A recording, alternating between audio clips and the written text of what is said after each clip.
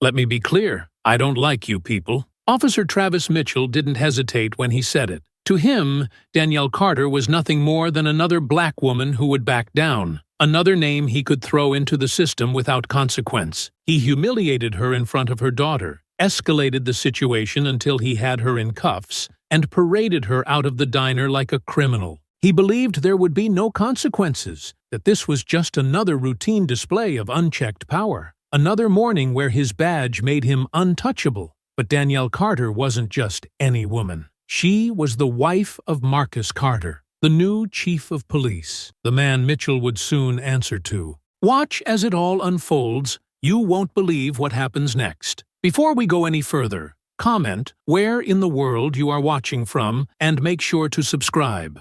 At a booth near the window, Danielle Carter sat across from her 8-year-old daughter, Mia, the morning light casting a soft glow against the girl's small face as she twirled a piece of pancake on her fork.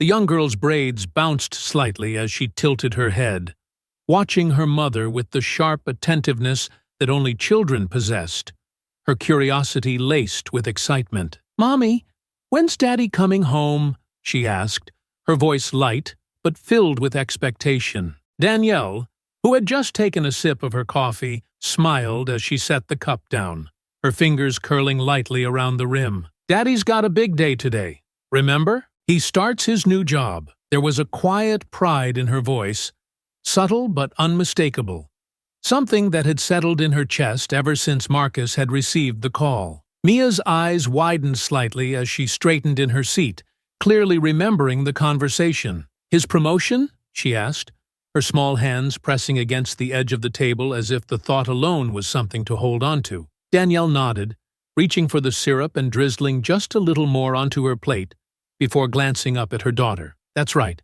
He's the boss now." Her lips curved into a small, knowing smile, the words carrying the weight of something deeper, something Mia might not yet fully understand. Mia giggled, her spoon clinking lightly against her plate as she kicked her feet beneath the table, a habit she had yet to grow out of. "Does that mean he gets to tell everybody what to do?" Danielle chuckled softly, shaking her head. "It means he has a lot of responsibility," she corrected, her tone gentle but firm. "He'll be busier. But that doesn't change anything at home. He's still Daddy." Mia seemed to consider this, her brows knitting together slightly in thought before she broke into a smile. "I bet he's gonna be the best boss ever." Danielle's smile deepened, her gaze softening as she reached over to tuck a stray braid behind Mia's ear. "I think so too, baby." The diner door swung open with a sharp chime, and Officer Travis Mitchell stepped inside. His presence carried a different kind of weight than the easy warmth that filled the space before. It wasn't loud or aggressive, but it was felt. The conversation at one of the nearby tables faltered slightly before resuming at a more subdued level, the sound of silverware clinking against plates suddenly standing out just a little more. Danielle didn't turn her head, but she knew. She felt the shift, the momentary discomfort that his presence always brought. And then, just as expected, his eyes found her table. A flicker of recognition crossed his face, but it wasn't friendly. It was something else, something calculating. A glance that wasn't just an acknowledgement, but a decision. The kind of look that people like him gave people like her. Measuring, dismissive, already holding an opinion before a single word was exchanged. His lips barely moved, but there was a tightening around his jaw, the faintest twitch at the corner of his mouth, as if something about seeing her there bothered him. Danielle didn't react, didn't shift or stiffen, didn't give him the satisfaction of so much as a glance in return. Instead, she picked up her coffee again, her expression calm, her posture steady. Mia, blissfully unaware of the silent exchange, was still focused on their conversation. "Do you think Daddy's nervous?" she asked, her voice bright, the question slipping in seamlessly, undisturbed by the undercurrent that had just entered the room. Danielle exhaled slowly, stirring her coffee with the tip of her spoon, before offering her daughter a small, reassuring smile. "Maybe a little," she admitted, picturing her husband adjusting his tie in the mirror that morning, rolling his shoulders, taking a breath before stepping into his new office for the first time. But he's worked hard for this, and he's ready. Mia nodded, seemingly satisfied with that answer, and went back to eating, completely unaware that, across the room, Mitchell hadn't looked away. He was still watching them, still deciding. And Danielle, keeping her focus on her daughter, keeping the moment intact for Mia's sake, already knew. He was going to say something. And when he did, she wasn't going to let it slide. She glanced up briefly, eyes catching the reflection of movement in the diner's large front window, the blur of a familiar uniform cutting through the morning scene. She didn't have to turn to know Mitchell was still there, lingering just a little longer than necessary.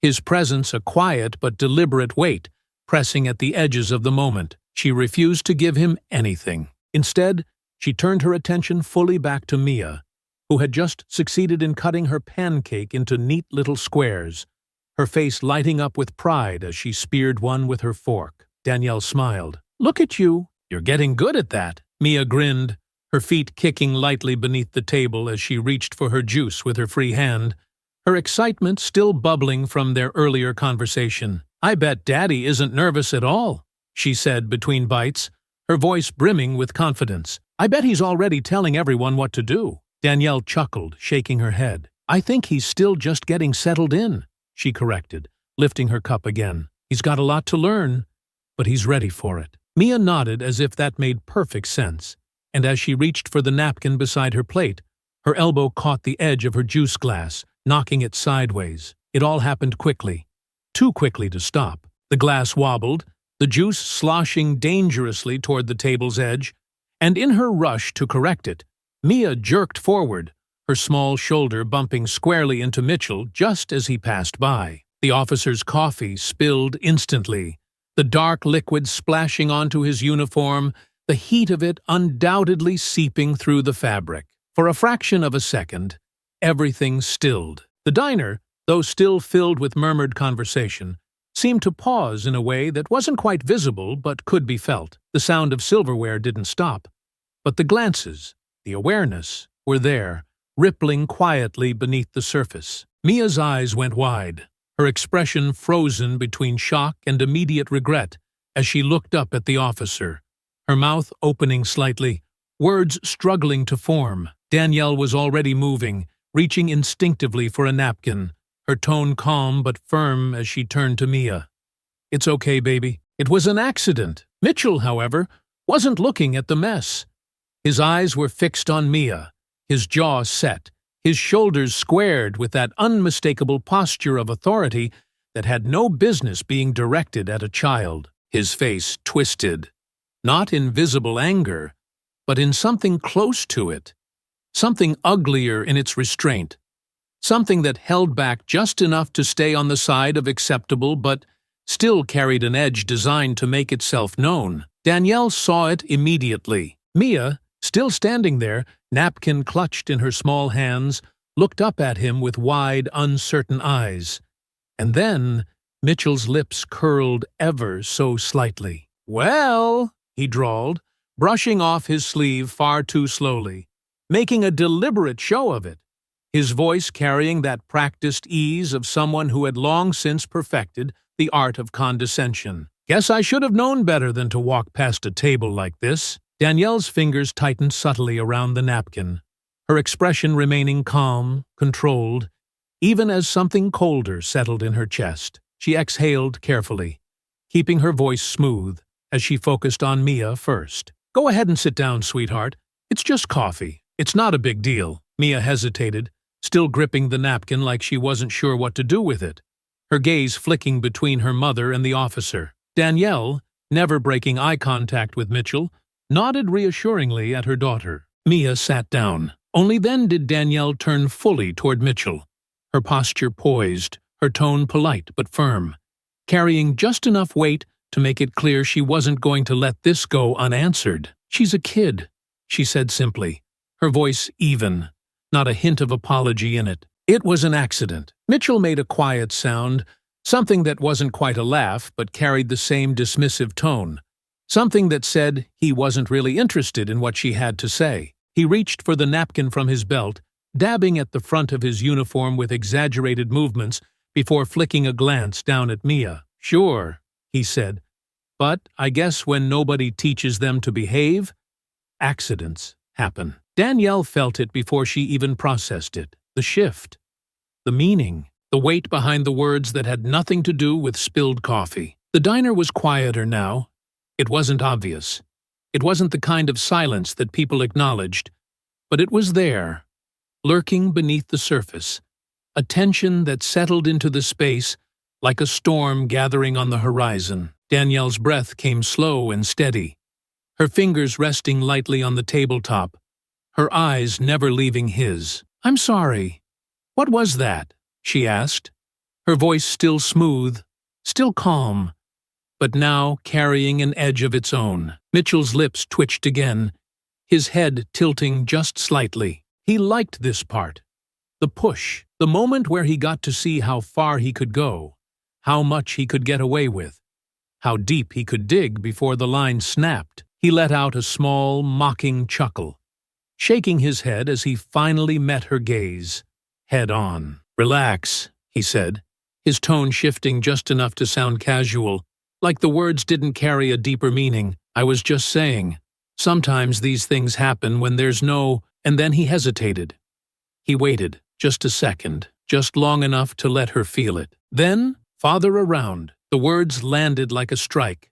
Intentional, calculated, not loud, not harsh, but designed to cut. And just like that, the moment shifted entirely. The quiet wait in the diner deepened, something stretching taut in the air as Danielle sat there, absorbing what had just been said, the implication ringing louder than if he had shouted it. Mia didn't fully understand, but she felt it. Danielle knew because her daughter's small fingers curled against the edge of the table, her movement hesitant, uncertain. Danielle inhaled slowly, deeply, her body language carefully controlled, measured. Mitchell, watching her now, waiting, knew exactly what he had done. And Danielle knew exactly what she was going to do next, because this wasn't going to slide. "You know, I was really hoping I misheard you just now," she said, her tone light on the surface, but edged with something unmistakable. "Because you're not actually standing in the middle of a diner, talking to a child's mother, implying something you have absolutely no business commenting on." Mitchell's smirk widened, just a little, just enough to be noticed. He straightened slightly, shifting his stance, rolling his shoulders like someone getting comfortable, like someone who knew exactly what they were doing. He was testing the boundaries, prodding for a reaction, seeing just how far he could take it. "Oh, come on," he said, lifting his hands in an exaggerated, mocking display of innocence. "I was just making an observation. No need to get worked up." Danielle exhaled sharply through her nose, the muscles in her jaw tightening just slightly, as she forced herself to keep the calm exterior intact. The way he said it, the way he made it sound like she was overreacting, like she was creating the problem instead of responding to it, the way his type always did this, baiting, twisting, pushing just far enough so that when someone pushed back, suddenly, they were the issue. "You weren't making an observation," she said, her tone dropping just a little, just enough to let him feel it now. "You were making an assumption, and not just about me." She shifted slightly, keeping her voice level, keeping the quiet power of it intact as she leaned in just enough. "You were making an assumption about my daughter, a child, and you did it because you thought you could, because you thought it would go unchecked." A flicker of something crossed Mitchell's expression. Brief, barely there, but Danielle caught it. A moment of irritation, of realization that she wasn't going to step back, wasn't going to take this quietly. And for the first time, the power between them shifted. The diner was quiet enough now that the tension was no longer just understood, it was fully present. The few people nearby who had been trying to stay out of it were now caught in it, trapped in the moment, whether they wanted to be or not. No one looked directly at them, but no one left either. Mitchell, sensing that the moment was slipping from him, adjusted his stance, his fingers flexing against his belt, brushing against the edge of his holster. Not in any real motion to use it, but in a way that was meant to be seen, a reminder. Danielle's eyes flicked down to the movement, then back up, unimpressed. Mia, still watching, shifted uncomfortably in her seat, her hands gripping her napkin tightly now. Danielle saw it out of the corner of her eye.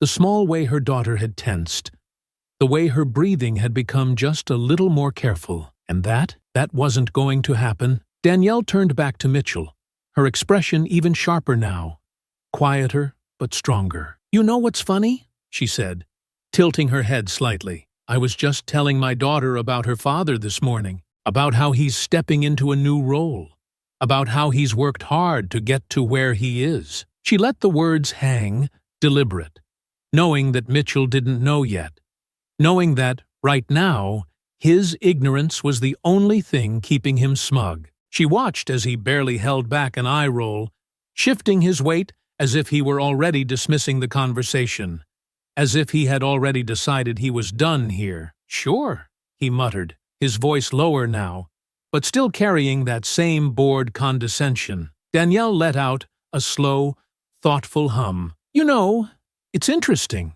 she continued, ignoring the way he tried to wave her off. "Because the way you said that just now, that little remark about a father not being around, that's not an accident, Officer Mitchell." Mitchell's mouth twitched. Danielle didn't stop. "Because the way I see it, you walk into this diner, you see me sitting here with my daughter, and you made a choice." She tilted her head slightly, narrowing her gaze just enough to make sure he knew she saw exactly what he was doing. "You didn't have to say anything. You didn't have to assume anything, but you did, because you thought it would go unchecked." Mitchell's smirk had faded just slightly now. His expression remained composed, but something in his posture had changed.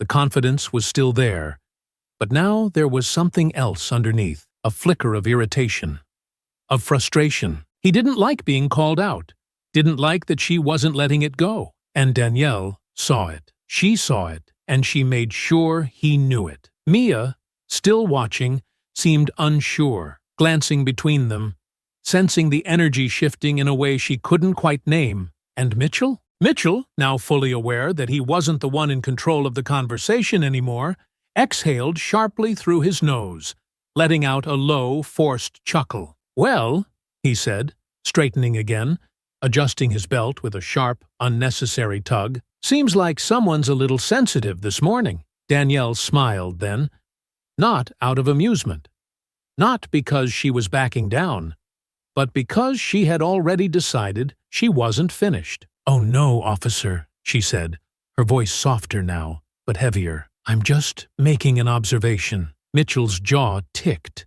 The diner was silent now, and Danielle, meeting his eyes, unflinching, unshaken, already knew he was going to push this further. "You know," he started, voice carrying the practiced ease of someone used to being listened to, "this right here, this attitude, this is why y'all always have problems with the law." Danielle heard the shift in Mia's breathing before anything else. A sharp, small inhale, a child's first instinctive understanding that something was wrong. She felt something coil tightly in her chest, something too familiar, too expected. There it was, right there. The moment, the slip, the mask falling just enough for her to see the truth beneath it. Mitchell's words didn't come out angry. They weren't shouted, weren't delivered with open malice. No, he said them smoothly, easily, like it was a fact, like it was something so deeply ingrained in his worldview that it barely needed emphasis. And that was worse. Danielle inhaled slowly through her nose, exhaled just as evenly. She didn't react. Not in the way he wanted, not in the way he was baiting her to. Instead, she studied him now, fully, clearly, like she was seeing exactly what he was. "Oh?" she murmured, tilting her head slightly. "And what exactly do you mean by y'all?" Mitchell's smirk widened, pleased with himself now. "Oh, you know," he said lightly, deliberately, relishing the moment. "The ones who always seem to think they don't have to follow the rules. The ones who love to play victim when the consequences come knocking." Danielle felt Mia shift beside her, her daughter's small hands gripping her napkin tightly enough now that the edges were starting to wrinkle. Danielle knew that later she would have to sit her down, hold her close, tell her that this wasn't her fault, that this wasn't something she had to carry, that the world wasn't supposed to be this way, even though it was. But right now, she had to handle this. She leaned forward slightly, resting her forearms against the table, controlled, poised. "You know," she said smoothly, her voice carrying something quieter now, something deliberate. "I was actually planning on just finishing my breakfast, having a nice morning with my daughter. But you walked in here, saw me sitting here, and decided that wasn't going to happen. So now I'm curious." She lifted her chin just slightly, gaze locked onto his. "What exactly is your problem?" Mitchell's smirk faltered. It was slight, quick, barely noticeable, but Danielle saw it. He wasn't expecting her to meet him here, wasn't expecting her to remain composed, wasn't expecting her to be the one in control of this moment. His fingers flexed against his belt again, his stance adjusting, the weight of authority slipping back into his posture now. "My problem?"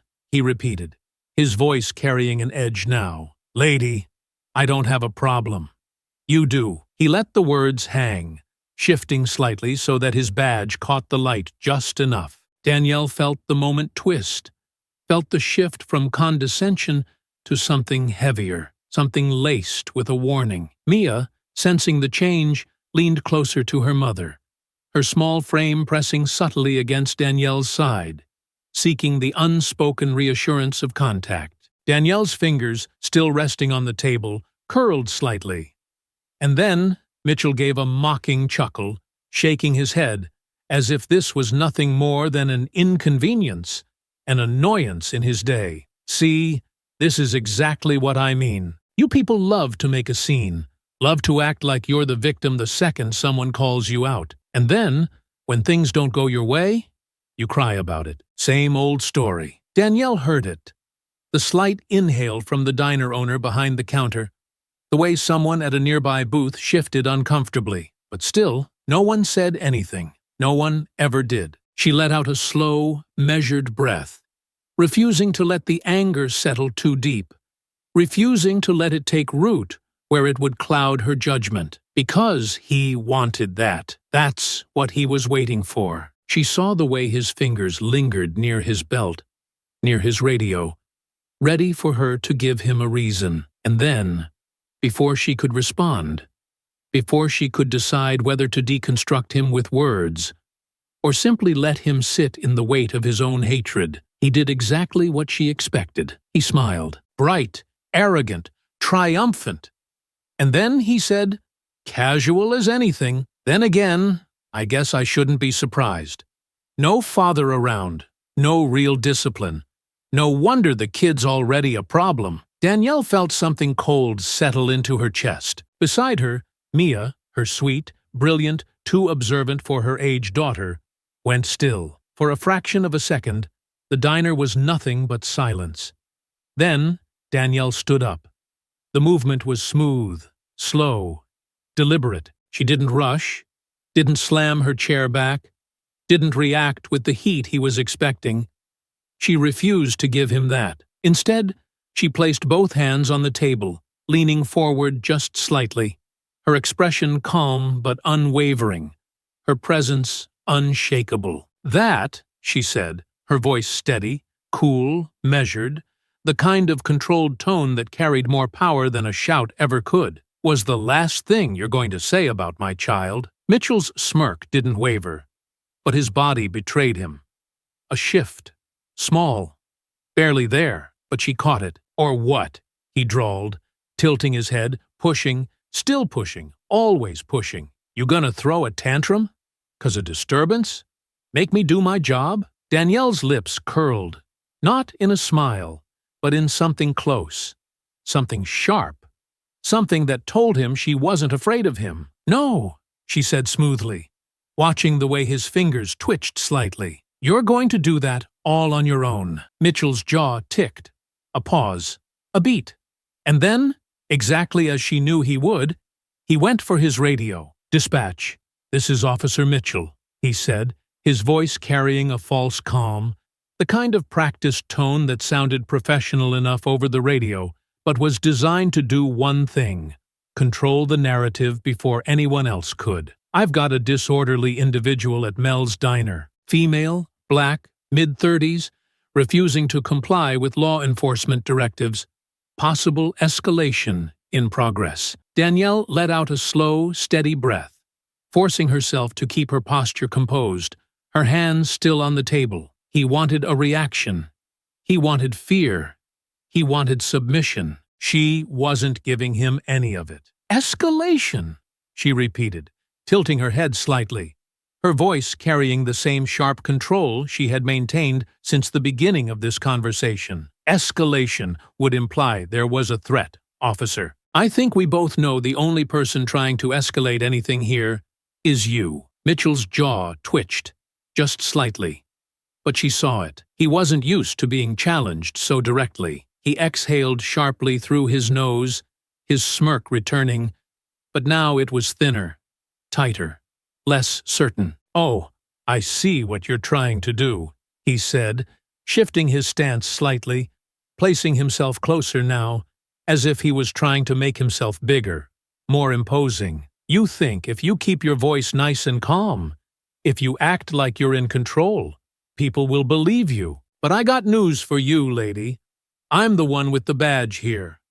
I'm the one who decides how this situation ends." Danielle's lips curled into a small, humorless smile. "You think that badge makes you untouchable," she said, her voice softer now, sharper, watching the way his expression darkened slightly, how the first hints of frustration flickered behind his eyes. "That's the problem, isn't it? You think that uniform gives you the right to do whatever you want. Say whatever you want.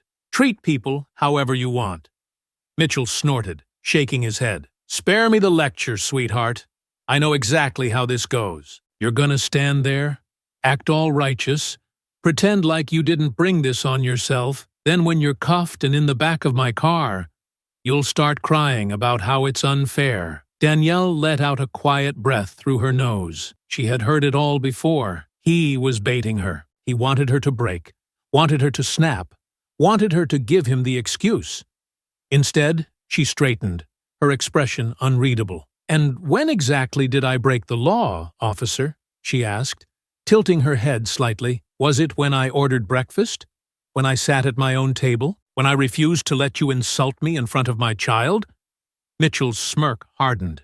He was done pretending now. "When you refused to follow orders," he snapped, his voice turning sharp now, carrying an edge that was no longer disguised. "You're disturbing the peace, and I don't have to explain myself to you." Danielle felt Mia's small fingers brush against her sleeve, hesitant, uncertain. Her daughter didn't speak, but the touch was enough. Enough to remind her who was watching.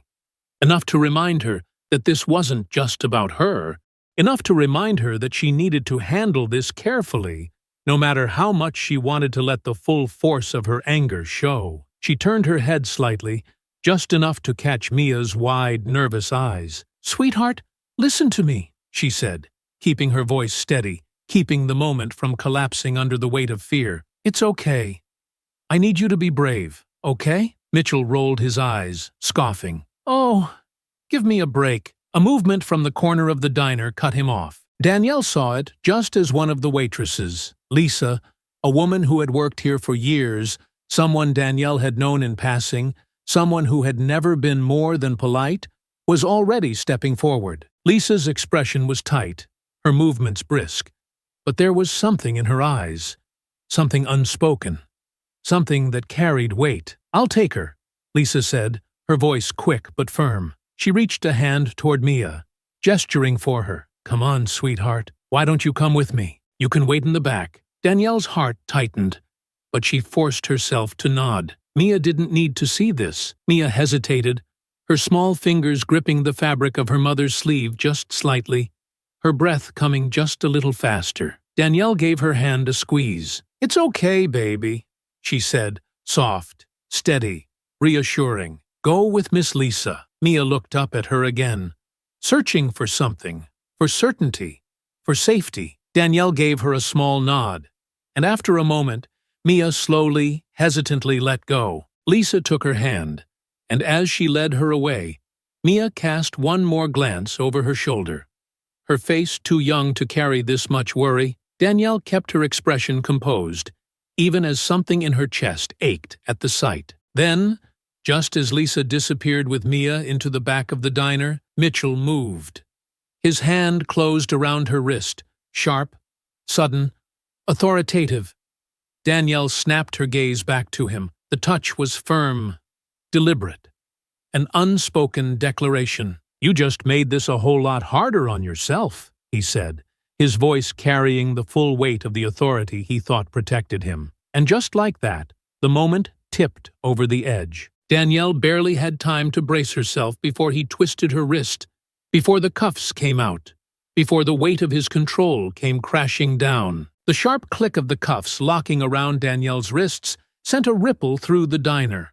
Not a loud one, not a gasp, or a cry, or any kind of verbal protest, but a shift, an unspoken acknowledgement that something had just happened that could not be undone. The weight of cold steel against her skin was familiar in a way that it never should have been.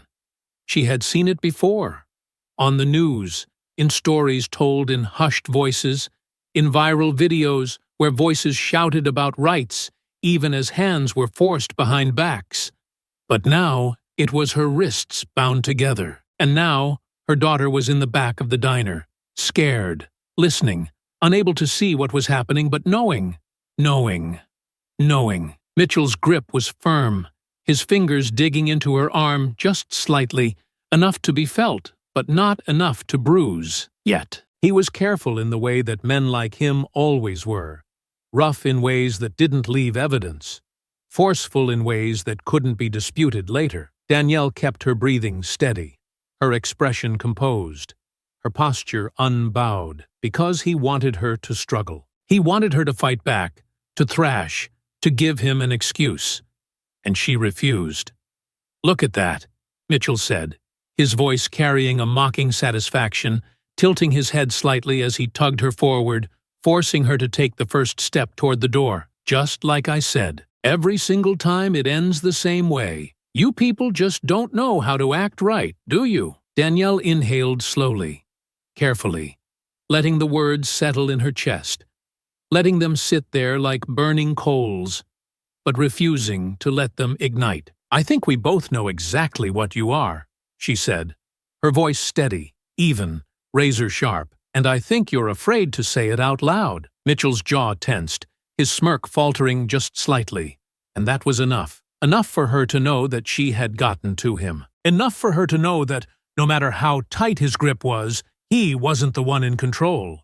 He yanked her arm harder than necessary, pulling her toward the exit, knowing everyone was watching, but also knowing that no one was going to stop him. The silence in the diner was thick, oppressive, but it wasn't new. This was the kind of silence that had existed for generations, the kind of silence that allowed things like this to keep happening, the kind that pressed against the walls of places like this and sat at tables like an unseen guest. Danielle saw the faces as she was led past them, the ones who avoided eye contact, the ones who glanced down at their plates as if they could pretend this wasn't happening, the ones who had watched from the beginning but had not spoken up. The diner owner, standing behind the counter, his lips pressed into a thin line, his hands gripping the rag he had been using to wipe down the counter just a little too tightly. The older couple in the booth by the window, shifting uncomfortably, the woman's hand hovering over her husband's wrist, as if contemplating whether to reach for it, whether to say something. And then there was Lisa, standing just outside the doorway that led to the back of the diner, where Mia had disappeared only moments before. Her expression was tense, her fingers still resting lightly on the edge of the doorframe, her body positioned in a way that told Danielle she was listening for any sign of distress from the little girl now hidden away. Danielle didn't say anything, but their eyes met for a brief moment, long enough for something unspoken to pass between them. Mia was safe, for now. Then the door swung open, and the world outside greeted them with blinding morning light and the cold, indifferent presence of the squad car waiting at the curb. Mitchell pulled her forward, past the few pedestrians who had stopped to watch, past the woman walking her dog who hesitated mid-step, past the man at the newspaper stand who quickly turned away. And then, just as they reached the car, just as he moved to open the back door, he leaned in closer, lowering his voice so that no one else would hear, but making sure she felt the heat of his breath against her ear. "You'll be out in a few hours, but don't worry," he murmured, his voice carrying that same faux politeness, that same quiet, smug satisfaction. "I'm sure your kind is used to spending a little time in holding." Danielle's fingers curled into her palms, her nails pressing into her skin, her breathing even, controlled. He wanted her to react. He wanted her to break. Instead, she let a slow, deliberate smile curl at the edge of her lips, turning her head just slightly, just enough to meet his eyes. "Oh, don't worry," she said, her voice smooth as silk, carrying something dangerous beneath the surface. "You'll see me again soon." For the briefest second, there was something there, something flickering in his expression, something uncertain, something that recognized, for just a moment, that maybe he had miscalculated. And then he shoved her into the back seat, and the door slammed shut. The inside of the patrol car smelled like sweat and worn-out authority, like leather that had absorbed too many hours of tension, too many arrests, too many stories that no one would ever bother to tell. The air was thick, unmoving, heavy with the silence that stretched between Danielle and the partition that separated her from Mitchell, who sat in the front seat, drumming his fingers against the steering wheel, like this was just another routine, just another morning, just another black woman he had put in cuffs for daring to stand her ground. Danielle sat perfectly still, her shoulders back, her wrists aching from the unnecessarily tight metal cutting into her skin. But her face remained composed, unreadable. He wanted to see fear. He wanted to see regret. He wanted her to shrink in the back seat, to break under the weight of what had just happened.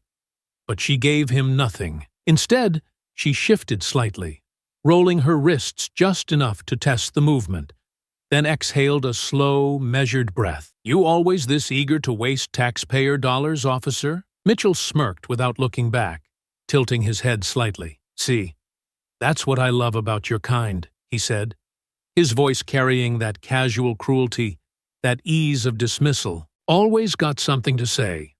Always playing the victim the second things don't go your way. You run your mouth.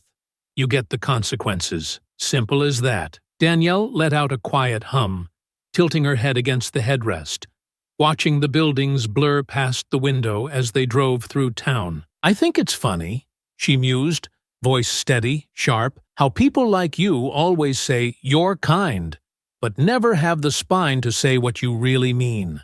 Guess that badge doesn't give you as much courage as you like to pretend." Mitchell's grip on the wheel tightened for half a second. A fraction of hesitation, a twitch in his jaw. He let out a sharp chuckle, shaking his head as he pulled the car into the police station lot. "You just don't know when to quit, do you?" he muttered, throwing the car into park before finally turning his head to glance back at her. His smirk was still there, but there was something else now, something tense beneath it. "Doesn't really matter. You'll have plenty of time to sit in holding and think about it." Danielle met his eyes through the cage of the partition, letting the silence stretch just long enough to make him feel it. Then she smiled, slow, deliberate, steady. "You really don't know what's coming, do you?" she murmured. Mitchell's smirk twitched slightly, but before he could respond, he pushed open his door, slamming it behind him as he rounded the car. The back door swung open, his grip closing around her arm again. Firm, unnecessary, a reminder. Danielle let herself be pulled forward, let her heels click sharply against the pavement, let the weight of the cuffs dig into her skin with every step. But in her mind, she was already ahead of him, because she knew something he didn't. She knew that everything was about to change. The air inside the precinct carried a familiar, practiced efficiency. Officers moved through the space with the kind of ease that came from knowing their routine, knowing their rank, knowing their place. Desks were cluttered with paperwork. Phones rang intermittently, and the low murmur of conversation filled the space as a new presence settled into the atmosphere. Chief Marcus Carter had arrived. He stood near the entrance of his new office, his tall, commanding frame dressed in a crisp, dark uniform, his badge gleaming under the fluorescent lights.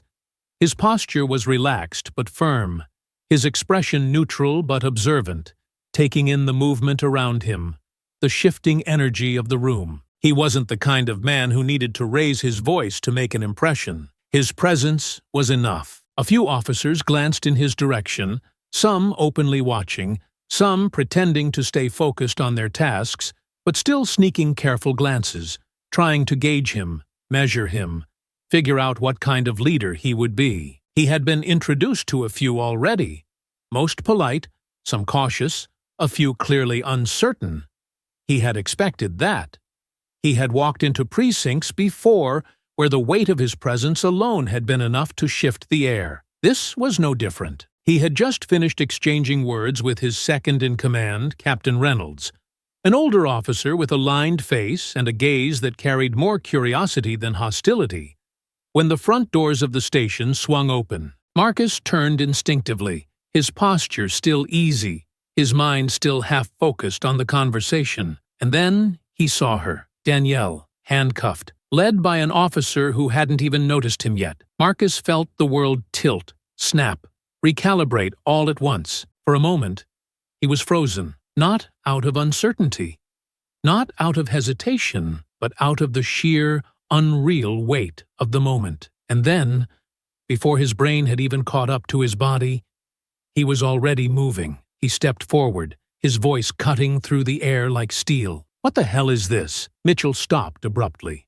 caught off guard by the sudden presence of authority he hadn't been expecting. He turned, still smug, still full of himself, still believing he had every bit of control, until he saw Marcus, until his eyes flickered to the nameplate on the uniform, until the realization crashed into him like a brick wall. Marcus Carter. Chief! Marcus's expression was unreadable, but his eyes were sharp, locked onto Mitchell with an intensity that could crack stone. Mitchell opened his mouth, scrambling for words, scrambling for an explanation, scrambling to make sense of something he was only now beginning to understand. Danielle, still standing there, still composed despite the cuffs, tilted her head slightly, watching the moment unfold. She took a slow, measured breath. Then, with the same unwavering calm she had carried all morning, she turned her head toward her husband. "Marcus," she said, voice smooth, steady, dripping with quiet, lethal satisfaction. "I'd like to introduce you to the officer who arrested me this morning." Marcus didn't blink, didn't breathe, didn't move. And then, after a long, weighted pause, he exhaled, low, controlled, dangerous. His eyes, still locked onto Mitchell, narrowed ever so slightly. And in that moment, Mitchell knew he was done. The air in the precinct had shifted. It wasn't something loud, wasn't something obvious, but it was felt. A sudden, tangible shift in weight, a tension that settled over the space like the static charge before a storm. Mitchell stood frozen, his fingers tightening slightly around the cuffs still locked around Danielle's wrists. His entire body caught between reflex and realization, between the moment before he knew and the moment after he understood. Marcus hadn't moved. He stood in place, his gaze locked onto Mitchell, his expression composed, but the silence between them was more suffocating than any outburst could have been. Mitchell's mouth opened slightly, his mind clearly scrambling, struggling to bridge the impossible gap between what he thought had happened and what was actually unfolding in front of him. And then, finally, his voice cracked through the silence, forced and uncertain in a way that was completely at odds with the arrogant confidence he had carried just moments before. "Chief!" he started, shifting his stance, his voice still trying to grasp for the authority he had just realized was slipping through his fingers. Marcus didn't react. He didn't blink, didn't move, didn't acknowledge the weak attempt at control. Instead, his gaze flickered downward, just briefly, to the cuffs on his wife's wrists. Danielle stood still, poised, her chin lifted just slightly, her expression unreadable but carrying the kind of silence that spoke volumes. She could feel the sharp burn of the metal digging into her skin, the way Mitchell's grip had tightened instinctively when he had realized his mistake, the way the entire room had stopped moving the moment Marcus had spoken. And then Marcus inhaled, deep, controlled, methodical. Take the cuffs off. The words weren't loud. They weren't yelled, weren't barked, weren't delivered with the fury that was undoubtedly simmering just beneath his skin, but they carried weight. They were an order, an unshakable, absolute command. Mitchell didn't move at first, not because he was refusing, but because his body hadn't caught up to the reality of the situation. Danielle felt it before she saw it. The way his fingers twitched, the way his jaw clenched, the way his breath hitched in his throat, as if he was struggling to force down the disbelief still clinging to him. "Sir," Mitchell started again, still grasping, still desperate for control. She was causing a disturbance." Marcus took a step forward. Just one. Just enough. Mitchell immediately stopped talking. The space between them was razor-thin now, but Marcus didn't need proximity to make himself known. He was already everywhere, in every breath of silence, in every glance cast between the officers in the room, in every second that passed where Mitchell's career slipped further through his fingers. Marcus tilted his head slightly, his voice now quieter than before, lethal in its restraint. "Take the cuffs off." Mitchell swallowed hard, his fingers flexing against the metal for half a second before he finally, reluctantly, reached for his key. The click of the cuffs unlocking echoed too loudly in the silent room. Danielle felt the release, felt the shift, but she didn't move. Not yet. Mitchell stepped back, his posture stiff, his breath uneven, his fingers lingering near his belt as if he was still trying to find his authority, somewhere in the weight of his uniform. Marcus exhaled slowly, a breath full of fire that never made it to the surface. He turned his head slightly, his gaze flicking toward his wife. "Are you okay?" Danielle finally moved, her hands flexing slightly. The lingering ghost of the metal still burned into her skin. She rolled her wrists, brushing them lightly before nodding once. "I'm fine." Mitchell scoffed, quiet, barely audible, but still there. Marcus's gaze snapped back to him so fast that Mitchell visibly flinched. "Something funny?" Marcus asked, his voice dangerously low, the kind of quiet that made every other officer in the precinct take another step back, as if instinctively knowing that something was about to break. Mitchell hesitated, his fingers tightening into a subtle but telling fist. He was crumbling now, unraveling, his confidence slipping between the cracks in his arrogance. "Sir," he tried again, his voice now edged with something defensive, something desperate, something resentful. "I was just doing my job." Marcus's brow lifted slightly, his expression darkening. "Your job?" Mitchell straightened his shoulders, trying to reclaim what little ground he had left. "Yes, sir." She was being uncooperative. She was disturbing the peace. She was sitting in a diner with her child. The words came out cold, razor-sharp, cutting through whatever excuse Mitchell had been about to offer. Mitchell stiffened. Marcus took another step forward, close enough now that there was no space left for misinterpretation. "Tell me," Marcus continued, his voice still calm but filled with something heavier now, something undeniable. "At what point did sitting at a table become a crime? At what point did eating breakfast with your daughter require police intervention? At what point did you decide that your badge gave you the right to target someone for nothing more than existing in a space you didn't think they belonged in?" Mitchell didn't answer, because there was no answer, because they both knew exactly what had happened. Marcus's jaw tensed just slightly, his breath steady, but his patience worn dangerously thin. He took another step, now so close that Mitchell had no choice but to meet his eyes. "Let me make something very clear to you, officer," Marcus said, his voice like steel, like thunder in the distance, like the moment before a landslide. "I don't care how things were done before I got here.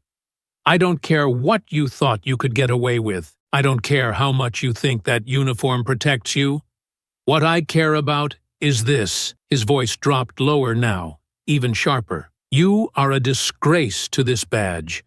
You are an embarrassment to this department. And, as of right now, you are under investigation for misconduct." Mitchell's entire body locked up.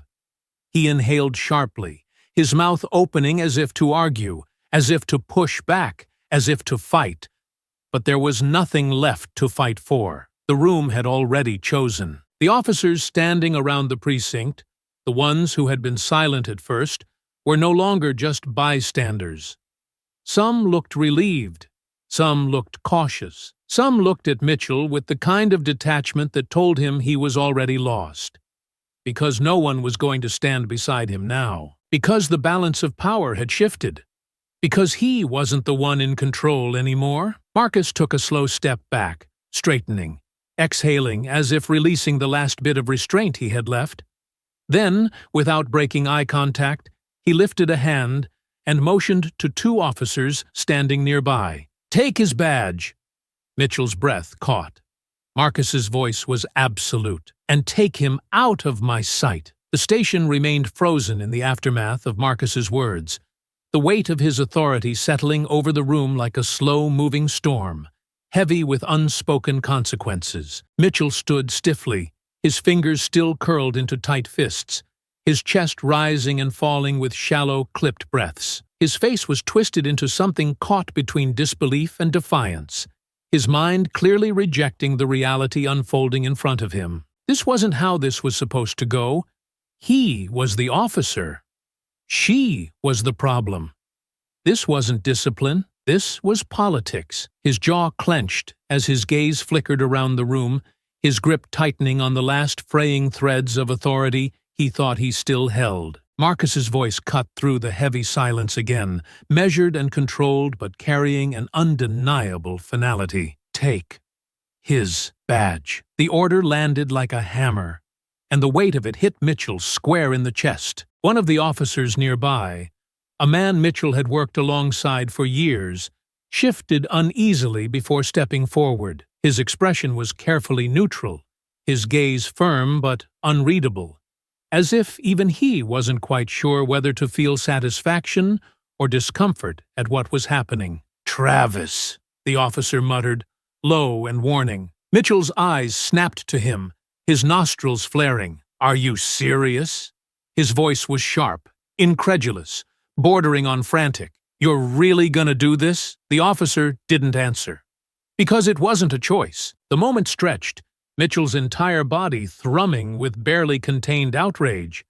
His fingers flexed at his sides, his muscles coiling tight with the kind of restrained anger that only existed in men who had never been told no. Marcus took another step forward, his voice colder now, sharper. "You have 10 seconds before I have someone escort you out of this building." Mitchell's breath came short and clipped, his entire frame trembling with a rage he couldn't direct at anyone without consequences. His fingers twitched over his uniform, hovering near his badge, hesitating, not out of reluctance but out of pure, undiluted resentment. Finally, with a sharp, jerking motion, he ripped it from his chest, his movements stiff and violent, his face twisting as if the mere act was an insult to his very being. For a second, he just held it, staring at it, like it was still his, like this was all a mistake that could be undone. Then, with as much force as his anger could manage, he shoved it into the officer's waiting palm. The moment it left his fingers, something cracked in him. But it wasn't regret.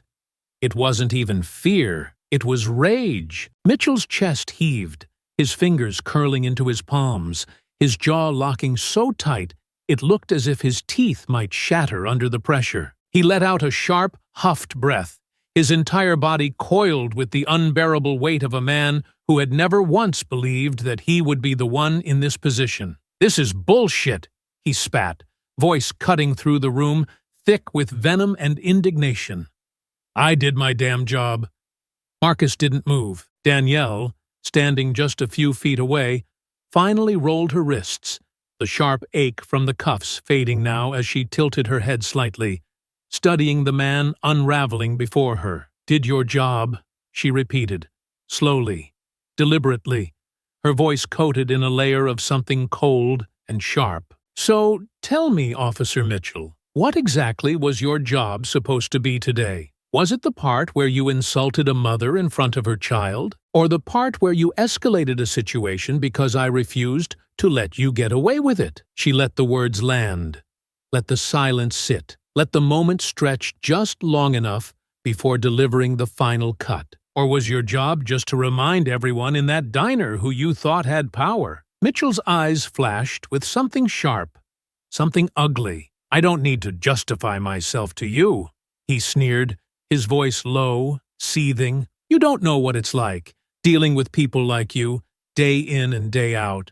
The attitudes, the disrespect, the constant pushing, like we're the bad guys just for doing our damn jobs." Danielle exhaled sharply, letting out a small, humorless laugh. "You really don't get it, do you?" She took a slow step forward, not intimidated, not shaken, not afraid. "You think I was a problem because I didn't make it easy for you, because I didn't bow my head, because I made you explain yourself instead of letting you talk down to me like I was beneath you." Her voice didn't rise, but it sharpened, each word landing with the weight of something undeniable. Mitchell's jaw twitched. "And now, look at you," she continued, her gaze steady, her voice dripping with quiet finality. "Even now, standing here, stripped of your badge, being walked out of your own station, you still don't think you did anything wrong." Mitchell let out a short, bitter laugh, shaking his head.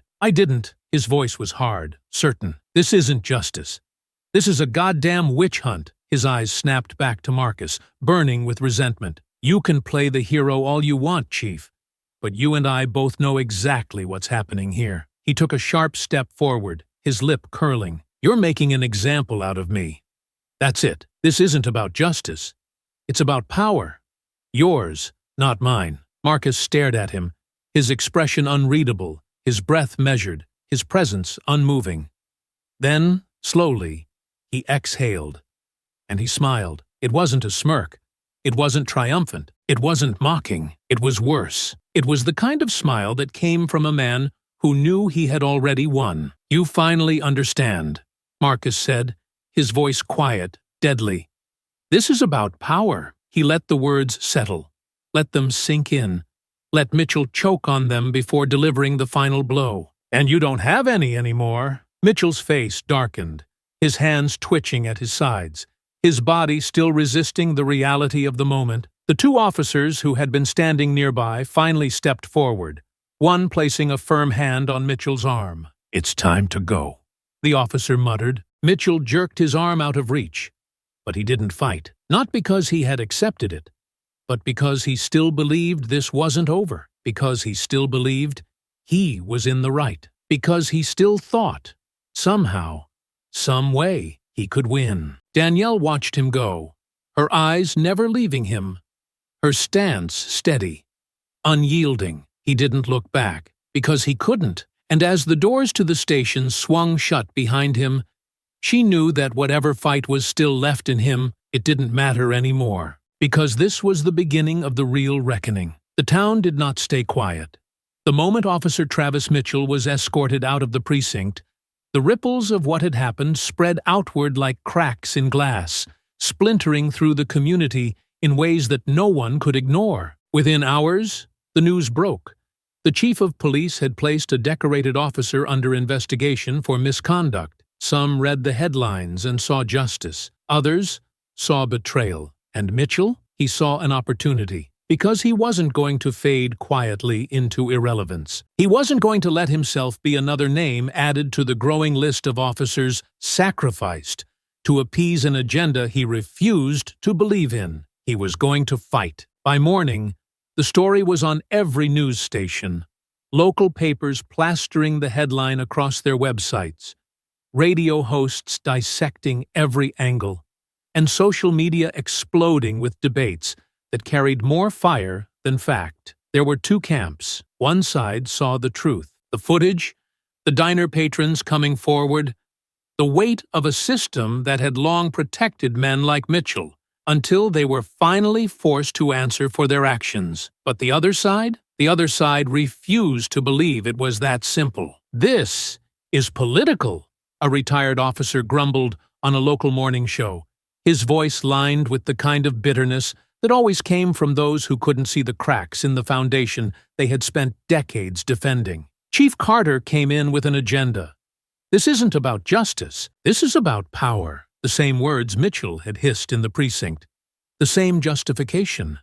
The same delusion. By midday, protesters had started gathering. Some stood outside City Hall, holding signs demanding accountability, calling for a full investigation into how many officers had been getting away with the same kind of misconduct. Others stood outside the police department, not in support of justice, but in defense of Mitchell. Signs reading "Back the Blue" lined the sidewalk.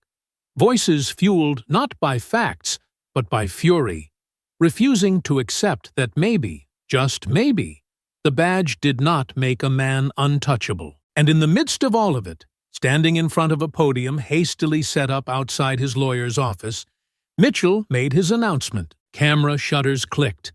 Microphones were shoved forward, reporters leaning in as Mitchell stepped up, the anger still simmering beneath his carefully constructed mask of defiance. "I never thought I'd see the day where doing your job meant losing everything," he said, his voice strong, unwavering, dripping with resentment. "But that's exactly what happened to me." His lawyer, a man whose reputation had been built on defending officers in cases just like this, stood beside him, nodding in solemn agreement. Mitchell inhaled sharply, glancing around the crowd before continuing. "I've dedicated my career to protecting this town," he said, the words carefully chosen, crafted to sound like something noble rather than something tainted. "I've upheld the law. I've put my life on the line. And what do I get in return? I get thrown under the bus to satisfy a political stunt." The crowd murmured, some nodding, some watching with cautious skepticism. And then he dropped the bomb. "That's why I'm suing the department," he announced, his voice clear, bold, full of conviction. "And I'm suing Chief Carter personally for defamation, wrongful termination, and abuse of power." The press erupted. Questions were hurled at him, voices overlapping, cameras flashing, the noise a chaotic blend of outrage, excitement, and anticipation. Marcus heard it before he saw it. He had been in his office, reviewing the reports, going over the details of the internal investigation, when the first notification hit his phone. Then another. And another. By the time he stepped out of his office, half the precinct was already gathered around the break room TV, watching the news as Mitchell's face filled the screen. Marcus didn't react, didn't speak, didn't show even a flicker of surprise, because he knew men like Mitchell. They never admitted they were wrong. They fought until their last breath, not because they had truth on their side, but because they couldn't stand the idea of losing. The lawsuit landed like a firebomb, igniting a battle that would not be fought with fists or badges, but in courtrooms and press conferences. Marcus sat across from his legal team later that afternoon, his posture composed, his expression unreadable. "He doesn't have a case," one of the lawyers muttered, flipping through the legal complaint. "But that doesn't matter. He's not trying to win in court. He's trying to win in public opinion." Marcus nodded once, his fingers steepled, his breath slow and steady. "He thinks if he makes this big enough," another lawyer added, "if he drags this out long enough, the department will cave just to avoid the headache. He thinks they'll settle." "They won't," Marcus said, his voice low, absolute. Danielle, sitting beside him, crossed her arms, her expression lined with quiet fury. "He still thinks he's the victim," she muttered. shaking her head. Even after everything. Even after the footage, the witnesses, the way the entire town saw him for what he really is, he still thinks he's in the right. Marcus exhaled slowly, his fingers pressing against the tabletop. Because, in his mind, he is, he murmured. The room fell silent. Danielle's lips parted slightly, her gaze sharp, her breath heavy with understanding, because she knew Marcus was right. Mitchell didn't see himself as a disgraced officer. He saw himself as the victim of a system that was supposed to protect him. A system that had always shielded him before. And now, he was doing what men like him always did when they finally faced the consequences of their own actions. He was doubling down. Marcus leaned back in his chair, his breath steady, his resolve unshaken. "We're not just fighting him," he said finally. "We're fighting everyone who thinks like him." Danielle exhaled, slow and controlled. Then she nodded. "Then let's make sure we win." The night had settled over the city, stretching long and heavy, wrapping the streets in a hush that felt at odds with the storm brewing beyond the walls of their home. The world outside was alive with noise, tension, debate, every news station dissecting the lawsuit, every social media platform overflowing with arguments, every radio talk show spinning the case into another battle in a never-ending war of narratives.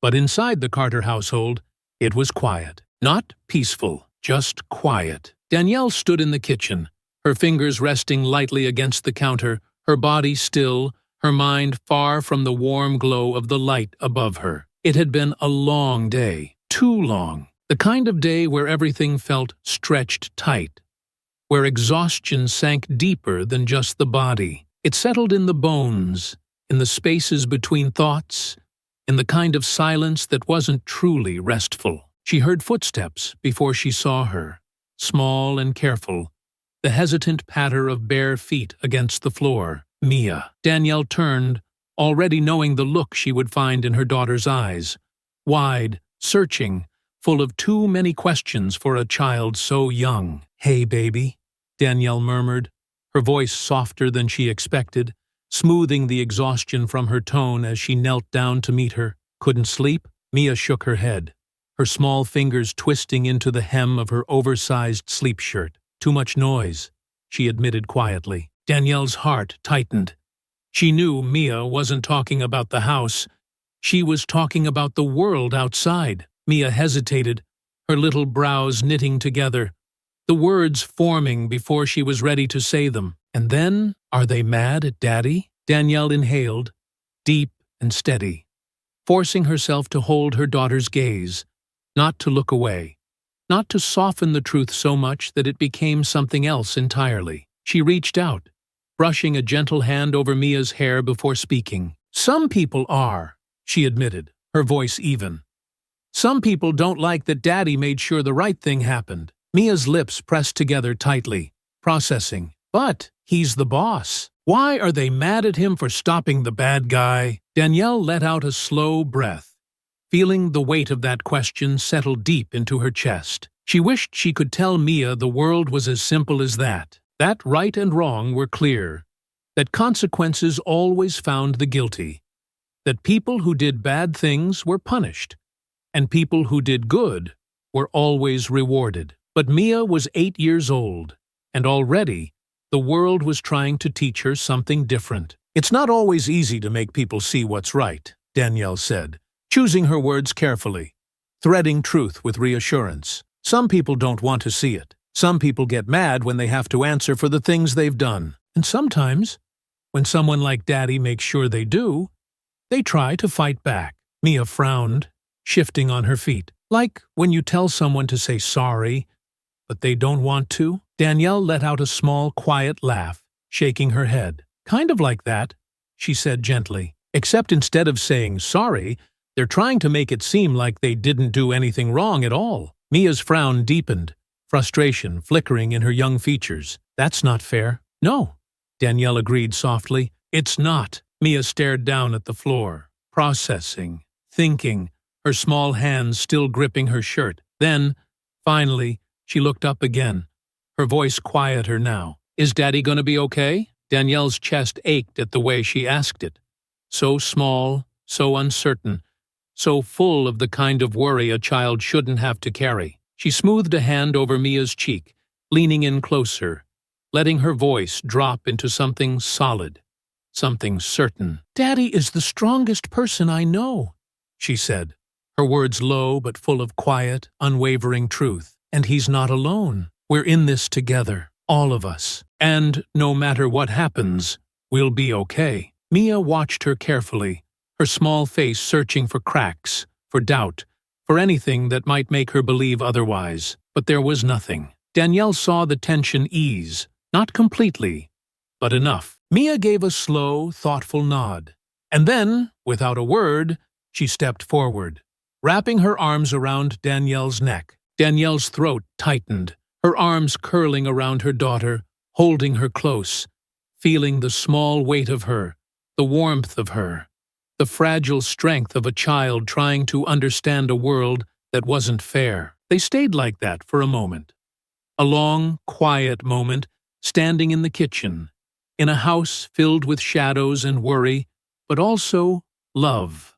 Always love. Then, a familiar voice from the doorway. You two having a meeting without me? Danielle looked up just as Marcus stepped into the kitchen, his presence filling the space with something steady, something grounding. He was still in his uniform, his tie loosened, exhaustion sitting at the edges of his expression, but his eyes softened the second he took in the sight of them. Mia turned instantly, stepping away from Danielle and moving toward her father, wrapping her small arms around his waist before he could even reach her. Marcus exhaled, letting out a quiet breath as he leaned down, pressing a kiss against the top of her head. You okay, baby girl?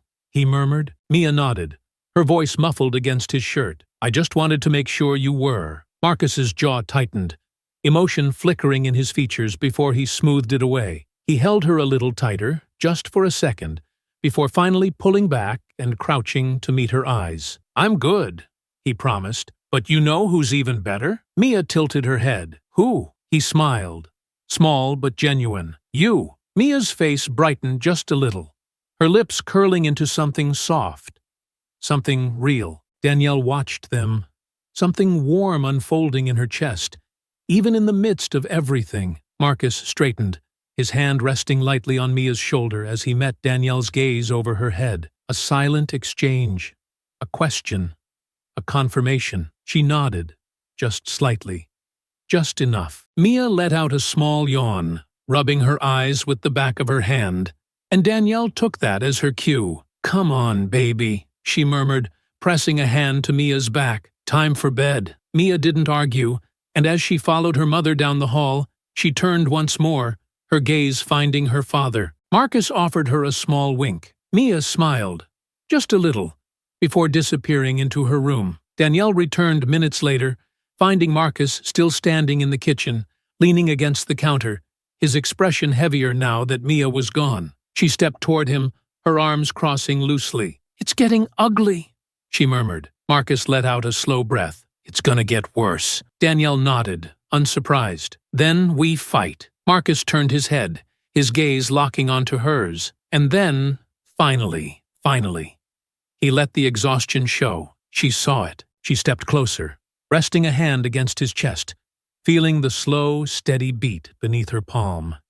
He exhaled, leaning into her touch for just a second. Then, his voice, low, firm, absolute. We fight. The morning after Mitchell's lawsuit hit the media, the storm truly began. It was one thing for people to argue about what had happened at the diner, for debates to stir in barbershops and coffee shops, for online comment sections to become battlegrounds where strangers hurled words like weapons. But the moment Mitchell stepped in front of the cameras, turned himself into the face of so-called injustice, and painted himself as the real victim in this fight, the conversation changed. Now, it wasn't just about a cop who had crossed the line. It was about power. It was about control. It was about the people who saw themselves in him and the ones who knew better. And now, Marcus and Danielle were standing at the center of it. The press conference had been carefully staged, a backdrop of supporters, a podium placed at the perfect angle to make Mitchell look like a fallen soldier, an American flag hanging just within frame. His lawyer stood beside him, a man whose name carried weight in conservative legal circles, someone who had built a career on defending officers accused of misconduct, turning them into symbols of a system under attack. Mitchell, dressed in a dark suit instead of a uniform, his tie just loose enough to look casual but still respectable, gripped the edges of the podium like he was standing in a war zone instead of a parking lot. "I dedicated my life to this town," he began, his voice measured, practiced. "I put on that badge every day knowing the risks, knowing the sacrifices, because that's what good officers do. And now, because of a political witch hunt, I've been thrown aside like I was never one of them." The cameras flashed. The crowd behind him, small but loud, nodded, muttering in agreement. "This wasn't about justice," he continued, his voice rising just enough to sound impassioned without losing control. "This was about power. Chief Carter wanted to make a statement, and he used me to do it. He took my career, my reputation, and my future, all to push an agenda." A few voices shouted in agreement from the crowd. Familiar phrases, the same words that always came out when accountability came knocking. "This is just the beginning," Mitchell promised. "We're going to fight back, and we're going to win." The press erupted with questions, microphones shoved forward, headlines already being written before the conference was even over. Marcus watched it unfold from his office. The TV was on, the live feed flickering across the screen, but he wasn't really watching Mitchell.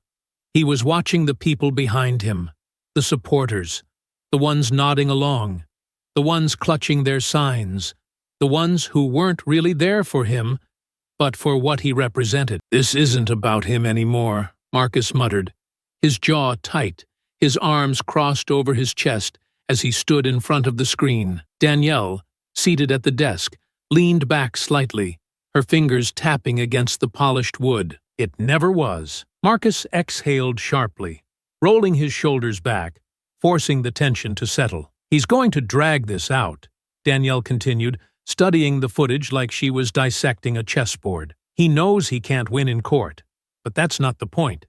He's playing for time. The longer this lasts, the better his chances of making people believe he's the victim." Marcus let out a quiet, humorless chuckle. "The longer this lasts, the more they'll talk about it like it's a debate instead of facts." Danielle nodded. "That's exactly what he wants." For a moment, neither of them spoke. Marcus turned away from the screen, rubbing a hand over his face, before settling against the edge of the desk. "This case should be open and shut," he muttered. "Body cam footage, witnesses, his history of complaints." He shook his head, his expression set with the frustration of a man who had seen the system bend in the wrong direction too many times before. If he wasn't a cop, he wouldn't have a leg to stand on. Danielle's lips pressed into a thin line, her gaze steady. If he wasn't a cop, he wouldn't have made it this far. Marcus nodded once, acknowledging the truth in that. Danielle watched him carefully, the tension in his shoulders, the way his fingers curled slightly against the desk. "You're ready for this, right?" she asked, her voice even, but carrying something underneath it. Marcus met her gaze. "I don't have a choice." "That's not what I asked." A beat. Marcus exhaled, slow and steady, before shaking his head slightly. "No," he admitted. "I'm not." Danielle tilted her head slightly, waiting. Marcus ran a hand over his jaw, his eyes narrowing slightly as he processed the weight of what was ahead of them. "I knew this wasn't going to be easy," he said, his voice low, measured. "I knew coming in as chief meant pushing back against people who didn't want change. But this isn't just about him. This is about everyone like him. Everyone who thinks accountability is oppression. Everyone who sees justice as a personal attack." Danielle leaned forward slightly, her elbows resting against her knees, her voice quiet but solid. "You knew this was coming the second you told him to take off that badge?" Marcus let out a slow breath. "Yeah," he muttered. "I just didn't think it would be this fast." Danielle's lips curled into something that wasn't quite a smile, but wasn't surprise either. They always move fast when they feel threatened. Marcus let her words sit. Then, finally, he straightened, rolling his shoulders back, squaring himself like a man preparing for battle. "Well," he said, his voice steadier now, the weight settling into something firm, something certain. "Then we move faster." Danielle nodded, satisfied. The fight was only just beginning. The courtroom was silent, but heavy with tension, the kind of charged stillness that settled in a space where everyone knew the moment was bigger than itself, bigger than the people involved, bigger than the individual case. This was more than one man's fight to clear his name. This was a battle for control, for power, for the ability to bend the truth long enough for it to snap in the wrong direction. Mitchell sat at the defendant's table, stiff-backed, dressed in a suit that looked like it had been bought just for the occasion. The knot of his tie pulled a little too tight, the strain visible in his jaw, in the way his fingers drummed against the edge of the table, in the way he kept shifting, as though his own skin felt wrong. His lawyer sat beside him, flipping through notes with the ease of a man who had defended worse, who had seen cases twist and turn with the right argument, the right spin, the right jury. But Mitchell was not relaxed. He was angry, and Marcus could see it. From where he sat on the other side of the room, alongside his legal team, alongside Danielle, he saw the way Mitchell clenched his jaw, the way his leg bounced slightly beneath the table, the way his fingers curled into fists only to be flexed out again, as if he was trying to remind himself that he was still here, still fighting, still convinced he had been wronged. And maybe, for a moment, Mitchell had believed this would be his redemption. Maybe he had thought he would walk into this courtroom and turn himself into the victim, convince the jury that he had simply been doing his job, that he was the casualty of an overreaching administration, that he had been betrayed by the system he had sworn to serve. But Mitchell was not in control of the room, and he knew it. The judge, a no-nonsense woman who had been through too many cases like this to entertain theatrics,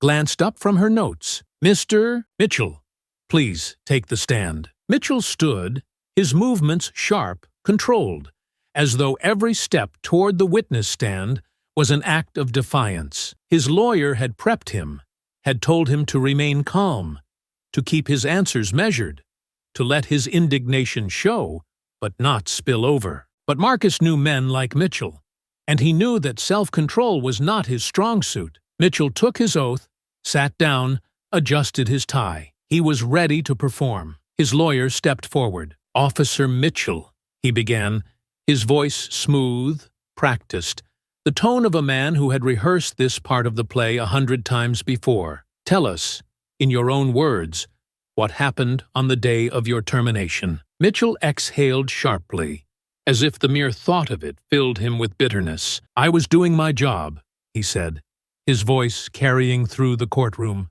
tight but controlled. "That morning, I went into the diner like I always do, and I saw an individual causing a disturbance. Marcus did not move, did not blink, did not react. Danielle, beside him, sat just as still. Mitchell paused, as if waiting for the jury to absorb his words, as if hoping someone would lean forward, waiting to hear how he had been so wronged.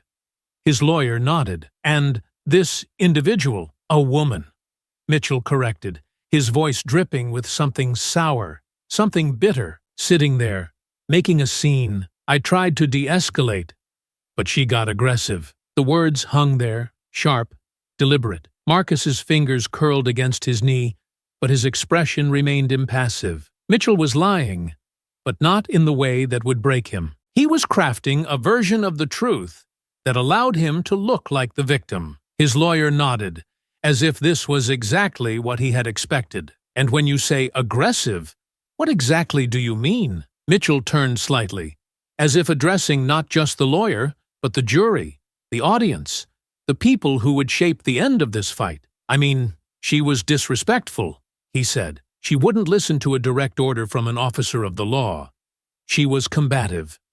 She was belligerent. She escalated the situation, and I had no choice but to arrest her." There it was, his version of events, his justification, his attempt to rewrite the story just enough to shift the blame. Danielle didn't move, but Marcus felt the way her body tensed beside him. Mitchell's lawyer stepped back, nodding as if his client had just revealed some great truth. No further questions. The judge turned her gaze. Prosecution, Marcus exhaled slowly.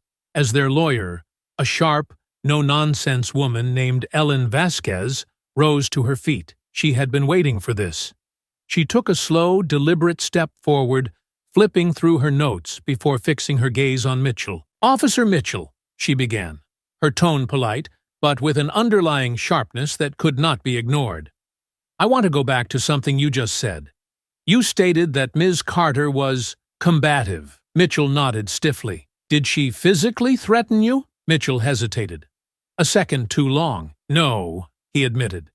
"But she was escalating." "Escalating how?" Mitchell squared his shoulders, settling into his justification. She was talking back, raising her voice. Ellen tilted her head slightly. "Is raising one's voice illegal, officer?" Mitchell hesitated again. "It's disorderly conduct."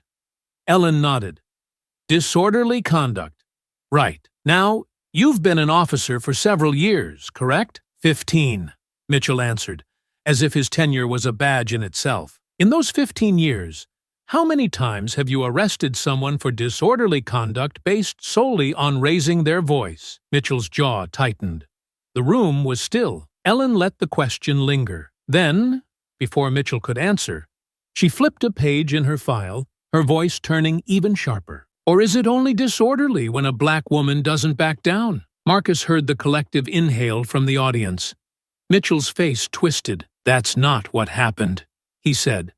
His voice clipped, controlled, but laced with frustration. Ellen smiled. "Then let's talk about what did." She turned, pressing a button on the remote in her hand. The screen in the courtroom lit up, and the body cam footage began to play. Mitchell's face drained of color. Because there it was. His words, his tone, his smirk. The insults, the dismissal, the power play. And then, the moment he said it. No father around, no real discipline.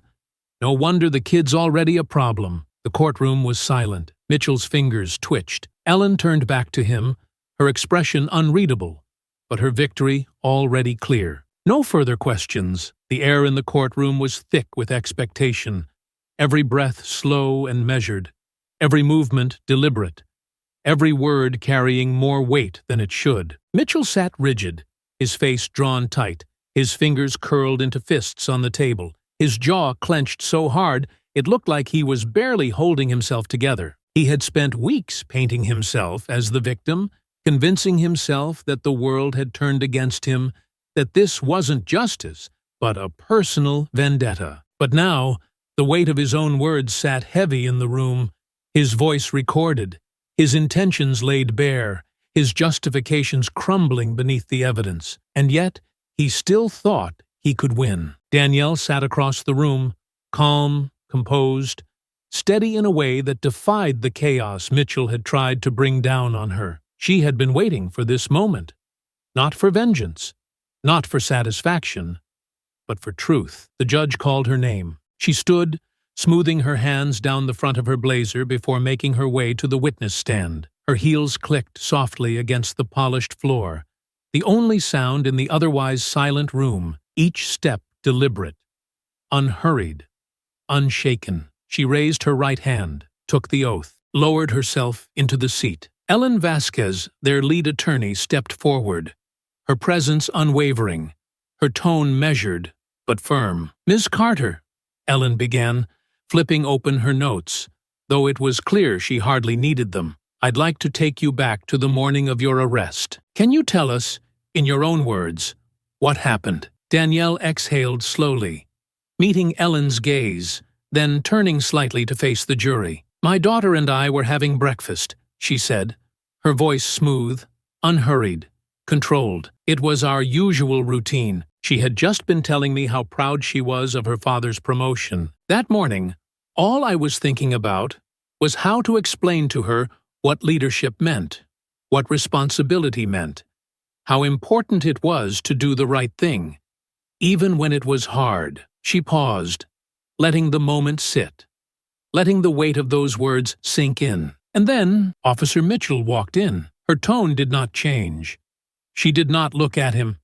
She did not acknowledge his presence at all. Ellen nodded. And what happened next? Danielle folded her hands lightly in her lap, her posture still, but her words carrying the undeniable gravity of someone who had lived this moment 1,000 times in her memory. He looked at me like he had already decided something about me, she said, her voice still calm, but lined with something deeper, something that wasn't anger, but resolve. He didn't say anything at first. He didn't have to. That kind of judgment, when you've seen it enough times, you recognize it before a word is even spoken. She took a breath. My daughter accidentally bumped into him, she continued, her voice steady. It was an accident. She's 8. And instead of brushing it off, instead of speaking to her like any decent person would speak to a child, he made a comment. Ellen tilted her head slightly. What did he say? Danielle's jaw tightened, but she did not hesitate. He said,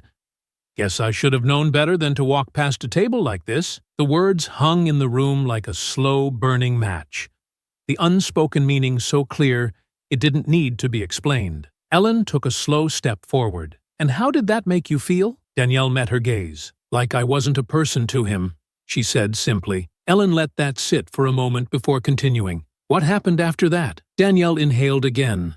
Slow, steady, but her fingers curled just slightly against the wood of the stand. I told him that my daughter was a child, that it was an accident, that there was no reason to speak to her that way. Her voice didn't rise, but there was something stronger in it now, something that resonated deep beneath the surface. And that's when he started pushing, making comments, letting me know exactly what he thought of me, of my daughter, of who he assumed we were before he even knew our names. Mitchell shifted in his seat, his shoulders rising slightly, his discomfort clear, his face tight. Danielle did not look at him. Ellen nodded. And when you didn't back down? Danielle's gaze didn't waver.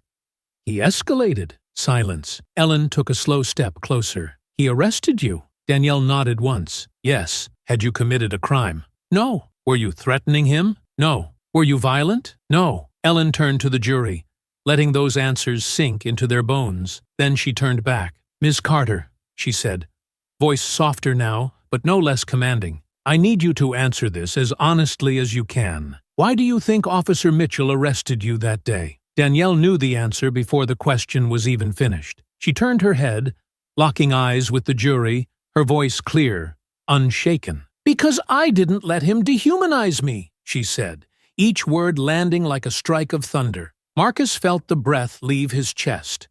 Because that was it.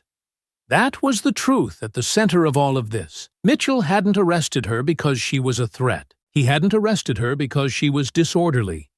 He had arrested her because she refused to let him strip her of her dignity. Ellen let the silence stretch, her gaze flickering over the jury, watching as the reality of those words settled into the spaces between them. Then, finally, she turned back to Danielle. No further questions. The judge nodded, shifting her gaze toward the defense. Cross-examination? Mitchell's lawyer stood, adjusting his tie, his attempt at regaining control painfully transparent. Ms. Carter, he began, his voice smooth, but laced with the kind of forced patience that came from someone who knew they were losing. Would you say you were angry that morning? Danielle tilted her head slightly.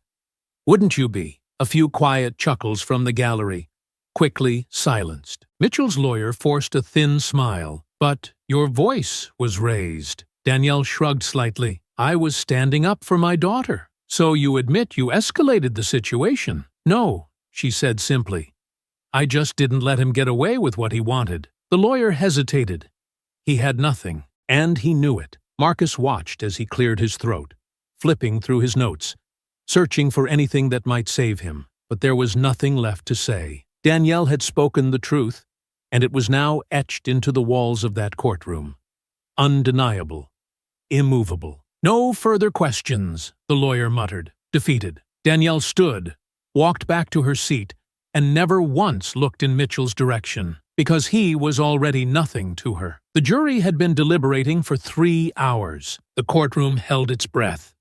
the weight of expectation pressing down on every person seated within it, stretching time, making every second feel heavier than the last. Conversations had died into murmurs, then faded into absolute silence, as if the air itself had grown too thick to carry words. Marcus sat perfectly still, his face unreadable. But Danielle could feel the tension beneath his calm exterior, the way his fingers rested against his knee but didn't move, the way his breathing remained slow and measured, as if keeping himself anchored. She knew that patience had never been his strong suit. Not when it came to injustice, not when it came to waiting for the system to do what it so often failed to do. Danielle exhaled slowly, smoothing her hands against her lap, her mind quiet, but her body still carrying the memory of the cuffs, of the diner, of the moment Mitchell thought he could make her powerless. But she wasn't powerless, and neither was Marcus. The doors at the back of the courtroom opened. The bailiff stepped forward. The jury had reached a decision. A ripple of movement stirred through the courtroom, people shifting in their seats, the atmosphere tightening as the jury filed in, their expressions carefully neutral, their eyes focused ahead. Mitchell, seated across the room, straightened slightly. His lawyer leaned toward him, whispering something, but Mitchell barely reacted. He had spent the last 3 hours convincing himself that this was still going to go his way, that justice wasn't real, that power was still on his side, that this was just a minor setback before he walked out of this room and started planning his next move. But he was wrong. Danielle could feel it, the shift, the inevitability, the weight of a system that, for once, had been forced to look directly at the truth. The judge, seated high above them all, nodded toward the jury foreperson. Has the jury reached a verdict? A woman in the front row stood, a piece of paper in her hands. Her grip was steady, her expression unreadable, her voice clear and unshaken. We have, Your Honor. The paper was passed forward. The judge took it, unfolding it with careful precision, her gaze flickering across the words. Danielle watched her closely, reading the slight movement in her face, the way her lips pressed together, the way her eyes scanned each line. Then the judge lifted her head, her voice ringing through the courtroom with absolute finality. In the matter of Travis Mitchell versus the city of Brookhaven and Chief Marcus Carter regarding wrongful termination, defamation, and abuse of power, the jury finds in favor of the defense. A beat of silence, then a wave of sound, relief, murmurs, movement, tension breaking into something else entirely. Danielle let out a slow, measured breath. Not triumph, not celebration, just release. Marcus closed his eyes for half a second, just long enough for the weight of it all to settle, for the reality of what had just happened to take hold. Mitchell sat stiff and unmoving, his hands gripping the edge of the table, his face twisted into something unreadable. The judge continued. Furthermore, regarding Officer Mitchell's countersuit for reputational damage, the court finds no basis for financial compensation. The plaintiff's request is denied in full. Mitchell barely moved, but the fight drained from his body. The moment stretched, heavy, absolute, his loss sinking in, settling deep, suffocating him in a way he had never expected. For the first time, his lawyer looked like he had finally realized the battle was lost. And Mitchell? Mitchell still wasn't ready to accept it. His fingers twitched against the table, his jaw locking so tightly that a muscle in his cheek visibly strained. This is bullshit, he muttered under his breath. Danielle heard it. Marcus heard it. The entire courtroom felt it, but the judge's voice cut through it like a blade. Mr. Mitchell, she said, her tone sharp, commanding. You will respect this court and its ruling. I will not warn you again. Mitchell's eyes snapped up, his face tight with anger. But he didn't speak, because he had nothing left to say. The judge turned her gaze toward the defense table. Chief Carter, she said, her voice slightly softer but still firm. You and your department were justified in the actions taken against Mr. Mitchell. This court finds no wrongdoing in your decision to terminate his employment, nor in your handling of the incident that led to it. As of this ruling, All legal claims made by Mr. Mitchell against you and the city are officially dismissed." Marcus inclined his head slightly, his posture still composed, still measured. "Thank you, Your Honor," he said. The gavel struck the wood. "Court is adjourned." The tension broke. For a moment, everything moved at once. Reporters stirred, already preparing their headlines. Lawyers shook hands, files were closed. People stood, whispering, muttering, processing the weight of what had just happened. Danielle let out a slow breath, rolling her shoulders, allowing herself to feel the relief. Not in celebration, not in victory, but in knowing that justice, at least today, had won. Marcus turned toward her, and for the first time since this all began, a small, tired smile ghosted across his lips. Danielle met his gaze, reaching out, her fingers brushing against his. Marcus exhaled, clasping her hand, just for a moment. Just enough. Mitchell stood slowly, his movements stiff, reluctant, as though his body was resisting the loss even more than his mind was. His lawyer muttered something to him, but he didn't seem to hear it, because this wasn't over for him, not in his mind. Even as he turned toward the exit, even as the world around him accepted the truth of his downfall, Mitchell still believed he was the one who had been wronged. Danielle watched him go, her expression unreadable, her gaze steady. Then, finally, she turned back to Marcus. "It's done," she murmured. Marcus let out a slow breath, his eyes flickering toward the exit, where Mitchell had just disappeared through the doors. "No," he said, his voice quiet, thoughtful. "But it's over." Danielle nodded once, knowing exactly what he meant, because justice didn't erase what had happened. It didn't undo the mourning in the diner. It didn't take back the fear in Mia's eyes. It didn't fix the years of power being abused.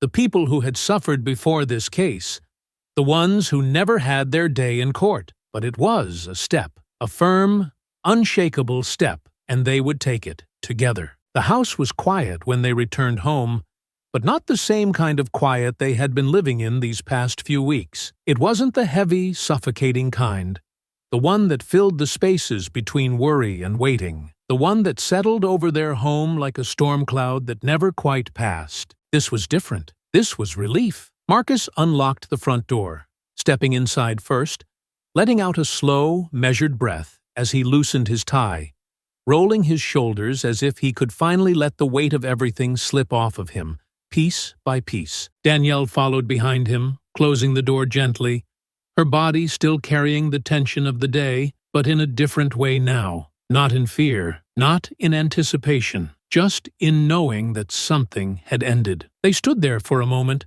neither speaking, just letting themselves exist in the stillness of home, feeling the shift, the absence of the fight that had been pressing down on them for weeks. Then, a voice, small, cautious, hesitant. "Is it over?" Mia stood at the edge of the hallway, still in her pajamas, clutching the stuffed bear she had been holding on to more often lately, her expression uncertain, her wide, searching eyes flickering between them. Danielle's heart tightened. She glanced at Marcus, and he met her gaze, a silent exchange passing between them, something unspoken but understood. They had won, but their daughter had lived through it too. Danielle crouched down, opening her arms without hesitation. "Come here, baby." Mia hesitated for only a second before running forward, throwing herself into her mother's arms, holding on to her with a grip that felt tighter than usual. Danielle wrapped her arms around her, pressing a kiss to the top of her head,